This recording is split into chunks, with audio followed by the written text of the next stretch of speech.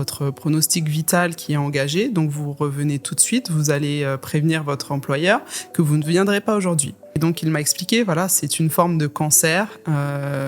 et donc là j'ai reconnu le mot cancer, et quand il prononce ces mots, en fait j'entends plus rien de ce qu'il dit après les traitements et après la maladie.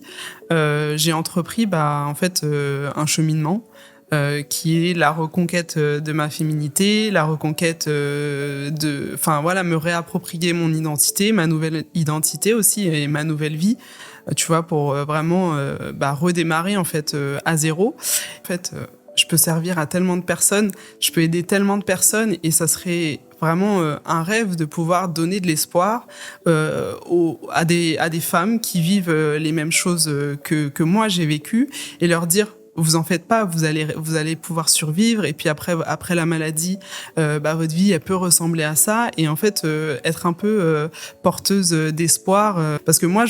durant ma maladie, je me souviens avoir cherché sur Instagram pour essayer de visualiser ma vie après le cancer et ce que je trouvais c'était vraiment souvent on parlait de stérilité, on parlait d'une vie un peu diminuée. Des effets secondaires qui durent durant des années et j'avais